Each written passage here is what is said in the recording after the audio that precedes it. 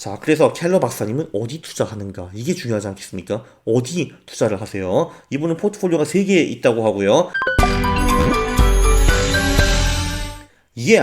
안녕하십니까? 할러님들 강원국입니다.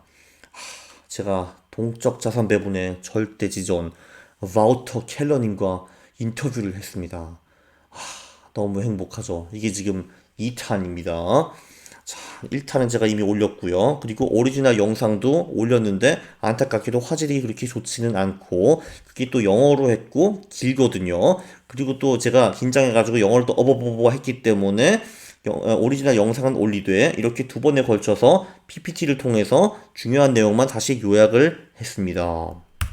자, 다시 한번 동적 자산 배분이란 자산 배분의 마켓 타이밍을 섞은 그런 전략들입니다. 그래서 가장 유명한 전략이 듀얼 모멘텀 전략인데 이 전략이 2011년인가 12년에 나오고 그리고 이제 그 후에 그 전략을 개선하려는 업그레이드 하려는 노력이 굉장히 활발한데 그 중에서 가장 활발히 노력을 하시는 분이 바로 이 켈러 선생님이십니다. 이분이 2012년부터 매년 새로운 전략 한 개를 그 논문으로 내고 있거든요. 정말 그 끈기가 뛰어나시고 유일무이하신 분이라고 보시면은 되겠습니다. 제가 이제 이런 전략들을 소개해 드렸는데 이 중에 5개 전략이 켈러님이 만드신 거고요. 심지어 이거 말고 다른 전략들도 몇 개 더 있습니다. 자, 그래서 듀얼 모멘텀의 약점, 그게 무엇인가? 그런 것도 좀 여쭤봤는데요. 그거를 넓이 모멘텀으로 보강할 수 있다라고 합니다. 이게 무슨 말인지 잘 모르시는 분들은 여기 VA Aggressive 374번 영상을 보면은 자세히 설명이 되어 있습니다. 이게 이제 듀얼 모멘텀 같은 전략이 이제 12개 자산이 있고 그 중에서 가장 잘 나가는 3개 자산에 투자를 하고 싶다. 이럴 경우에는 어떻게 되는가? 그러면은 나머지 9개 자산의 수익이 전부 다 망가지고 최근 수익이 마이너스 30% 마이너스 50% 나온다 해도 요 3개의 자산이 최근 1년 동안에 잘 나갔다 하면은 요 3개 자산에 우리는 투자를 하게 되는 겁니다. 현금화를 안 하고요. 근데 이제 켈러님이 보시기에는 그건 좀 말이 안 되잖아. 아니 12개 자산 중에서 6개, 7개, 9개 자산이 이미 망가지고 있는데 그 나머지 3개가 아직 좀 덜 망가졌다고 해서 여기 지금 투자하는 게 맞느냐? 이건 좀 아닌 것 같아 라고 말씀을 하셨습니다. 그래서 이건 너무 늦다. 그러니까 12개 자산 중에서 내가 투자하고 싶은 그 3개 자산을 멀쩡하다고 치더라도 그 12개 자산 중에서 예를 들면은 6개 자산이 망가졌다. 최근 수익률이 마이너스다. 이럴 경우에는 지금 아직은 멀쩡한 3개 자산에도 투자를 하지 않고 전부 다 현금화를 하는 좀 더 보수적인 그런 전략을 만들었습니다. 그렇게 하니까 듀얼 모멘텀보다 현저히 MDD, 그러니까 최대 손실이 떨어졌다라고 주장을 하시고요. 그거를 논문으로도 입증한 바가 있습니다. 듀얼 모멘텀은 현금화되는 것이 너무 늦기 때문에 그래도 한 20% 정도 되는 또는 때때로는 20%보다 더 큰 그런 MDD를 당할 수밖에 없다라는 게 켈러님의 주장입니다. 그래서 듀얼 모멘텀을 넓이 모멘텀으로 보강을 해가지고 PAA, VAA, DAA 전략을 만든 겁니다. 멋진 분이에요. 자, 근데 최근 10년 동안에 동적 자산 배분 전략이 상당히 저조했습니다. 왜 그렇냐라고 여쭤봤거든요. 자, 이분이 강조한 거는 동적 자산 배분은 금융시장이 크게 작살이 나야지, 그러니까 마이너스 20% 이상 깨져야지 위력을 보인다라고 말씀을 하셨습니다. 그게 사실 그럴 수밖에 없는 게 이 동적 자산 배분이란 사실 하락장을 거의 다 피해가는 그런 전략들이거든요. 근데 보통 이제 대하락장 후에는 또 대상승장이 옵니다. 근데 이제 그 대상승장은 또 그대로 먹고 그 전에 대하락장에서 거의 이제 안 깨졌기 때문에 장기적으로 동적 자산 배분이 높은 수익을 낸다라고 강조를 했고요.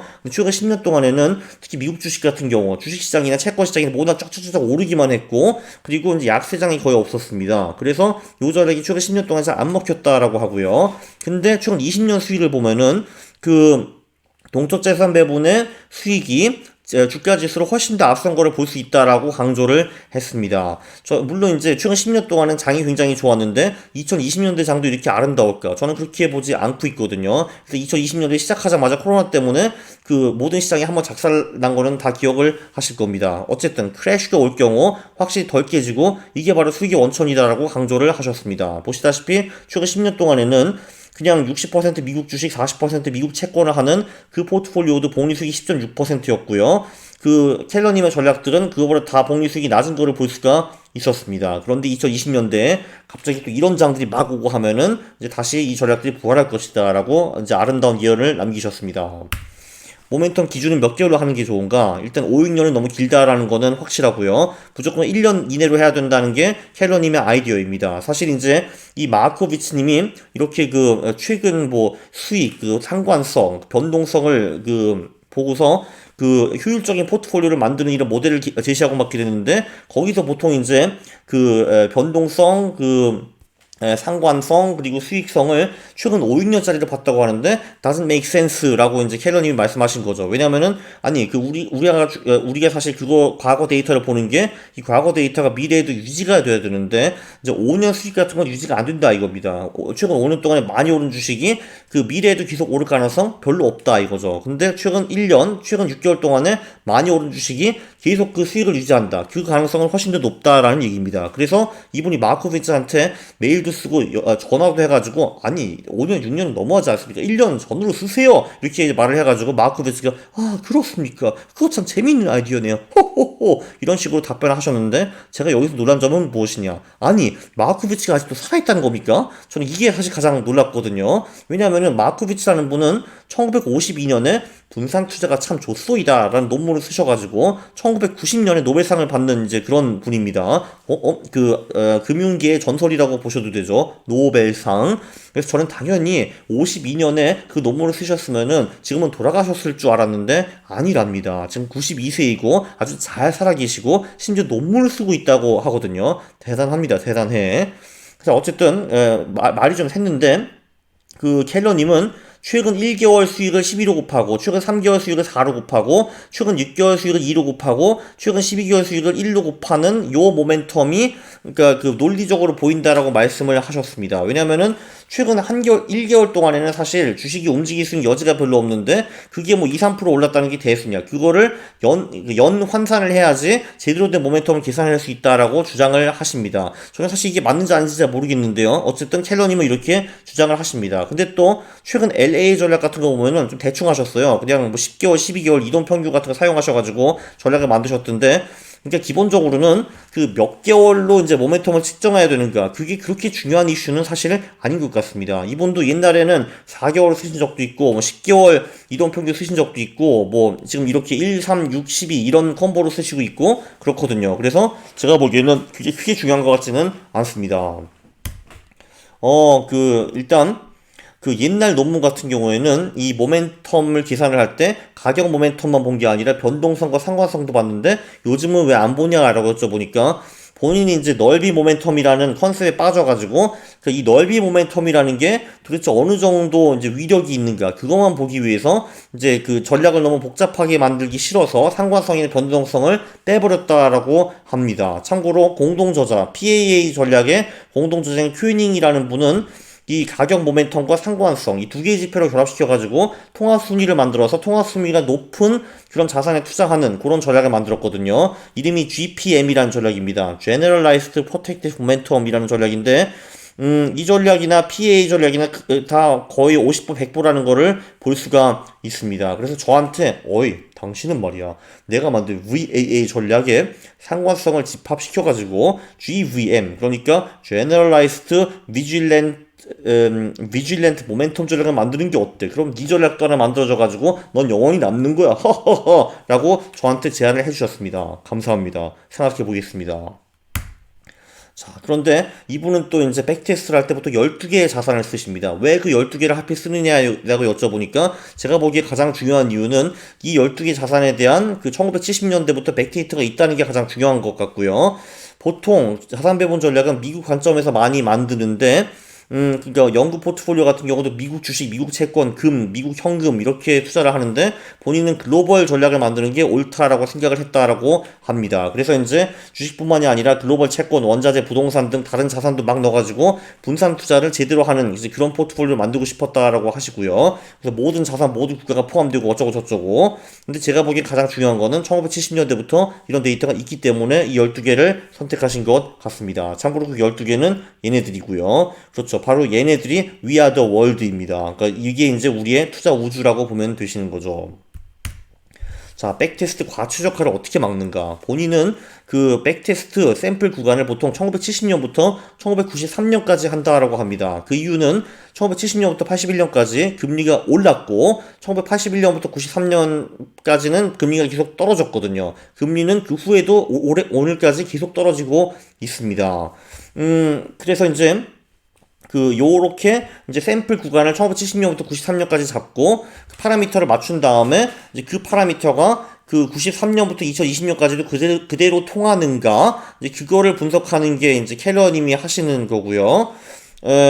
그래서 이제 내가 70년부터 93년까지 잘 먹히는 전략이 93년부터 2020년까지도 잘 먹혔어. 오케이, 그럼 이거는 굿 전략 이런 식으로 판단을 하신다는 겁니다. 근데 이분도 실패한 경우도 많이 있는 것 같아요. 한마디로 인샘플 70년부터 93년까지 결과가 좋았는데 그 다음 93년부터 2020년까지는 꽝이다. 그럼 당연히 이분이 그 논문을 안 쓰셨겠죠. 그죠? 그래서 이제 완전 가추적하는 막을 수 없다라는 주장이신 것 같은데요. 그래도 본인은 최대한 정직하게 백테스트를 하려고 노력했다라고 여러 번 강조를 하셨습니다. 그리고 놀라웠던 거는 1948년부터 81년까지 30년 넘게 금리가 계속 올랐거든요. 미국에서 전 세계적으로. 근데 놀랍게도 채권 수익은 그렇게 나쁘지 않았다. 뭐 예를 들면 2018년, 19년에도 미국 국채 수익이 좀 오른 적이 있는데 그때도 채권 수익이 그렇게 나쁘지 않았다라고 강조를 하셔가지고 저는 역시 금융시장은 미스테리하구나라고 생각을 했습니다. 많은 거 배웠네요.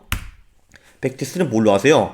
그 처음에는 공동저자들이 이제 그 자폐증 프로그래머들이었대요. 그래서 이제 그 초창기에는 산 푸틴이라는 분이 FA, MA 전략 만들 때 C++ 그 언어로 프로그래밍을 했다고 하고요. 그리고 다음에 이제 CA 전략 만들 때는 키프니스라는 이분이 이제 R라는 그 코딩 랭귀지를 통해 가지고 코딩을 했다라고 하고요. 켈런 씨가 이걸 직접 못 하시니까 이제 맨날 얘네들한테 전화를 해가지고 그 막 괴롭혔다고 합니다.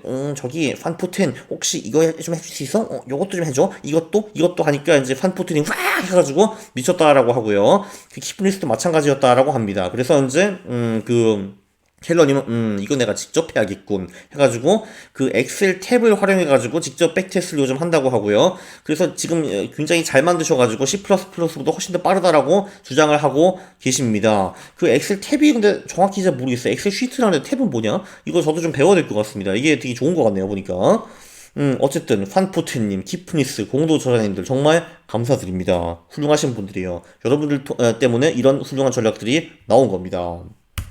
자, 그래서 켈러 박사님은 어디 투자하는가? 이게 중요하지 않겠습니까? 어디 투자를 하세요? 이분은 포트폴리오가 3개 있다고 하고요. 재단, 회사, 개인 이렇게 있는데 올해 10% 이상 지금 벌었다라고 합니다. 재단은 DAA와 LAA 콤보로 투자를 하고 있다고 하고요. 3월에는 50%까지 현금까지 내려갔다가 2주에 다시 매수에 들어갔다라고 합니다. 4월부터 또 주식이 많이 오르고 그랬죠. 그래서 좀 버신 거죠.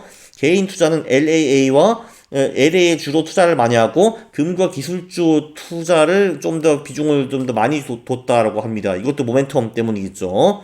그리고 그 다음에 EU의 투자 규정을 한참 욕하셨습니다. 왜냐면은 지금 EU에서 1, 2년 전부터 뉴욕에서 직접 미국 ETF를 사올 수가 없다라고 합니다. 그래서 이제 예를 들면은 S&P 500 ETF가 SPY라는 게 있어요. SPY. 근데 그게 뉴욕에서 직접 사면은 수수료가 0.03%밖에 안 나오는데 지금 유럽에서는 iShares가 만든 이상한 구린 ETF를 사야 된답니다. 근데 그거 사려면은 이제 수수료가 0.2% 나온다고 해요. 그래가지고 지금 화나가지고 부들부들 떨고 계셨습니다. 어쨌든 DAA 전략은 1월부터 7월 수익이 9.8%였고요. 그리고 LAA 전략은 1월부터 7월까지 수익이 9.1%였어요. 그리고 금은 올해 24% 올랐고 S&P 기술주는 15% 올랐으니까 이걸 다 종합해 보면은 1월부터 지금까지 10% 이상 버신 거는 뻥이 아닌 것 같습니다. 돈 있는 사람이 이렇게 더 잘 버는 거죠. 그죠? 자, 요약을 하면요. 정말 이분은 대단하신 분입니다. 사회생활에도 성공을 했죠. 통계청에서 임원까지 가고, 돈도 버시고, 70대에 넘어가지고 취미생활을 통해가지고 글로벌 대가, 절대 지존 자리까지 올라가시다니 정말 대단합니다. 정말 질투가 날 정도네요. 정말 대단하신 분이네. 그리고 대하락장이 이제 자주 오면은 동적 자산 배분이 빛날 수밖에 없다. 이것도 굉장히 핵심 포인트라고 저는 생각을 합니다. 그리고 넓이 모멘텀, 절대 모멘텀을 능가하는 더 빨리 주식에서 내빼가지고 현금으로 들어가는 이 넓이 모멘텀. 정말 혁명적인 아이디어고 투자 자산의 연좌제를 도입을 한 거죠. 이런 생각을 도대체 어떻게 해내는 것인가. 그리고 이제 좀 아쉬웠던 거는 백테스트 12개 자산, 그리고 모멘텀 구간에 대한 답변은 저는 글쎄 잘 모르겠는데 라고 생각을 했습니다. 그리고 사실은 투자라는 게 기술이 10에서 20%고 8, 90%가 심리인데 투자 심리에 대한 질문은 사실 제가 못했습니다. 이분이 뭐 바쁘신 분이니까요. 자, 그래서 제가 이분을 9월에 찾아가려고 합니다. 왜냐면 이분이 지금 다음 주에 눈 수술을 받으신대요. 빨리 나가세요, 선생님. 그리고 그거 끝나자마자 7월 말부터 8월 말까지 한 달 동안 프랑스 별장에 가신다고 하시거든요. 아들과 함께.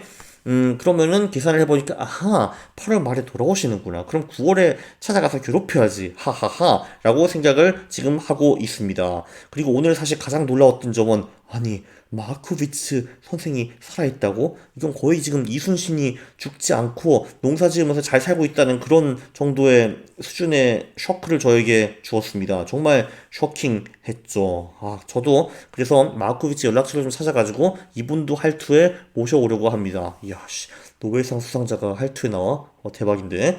자, 그날까지 이제 채널이 버텨야 되니까요. 구독을 해주시고, 이 영상이 재밌으셨으면은 좋아요를 눌러주시기 바랍니다. 싫어요 누르면은 제가 매우 싫어합니다. 감사합니다.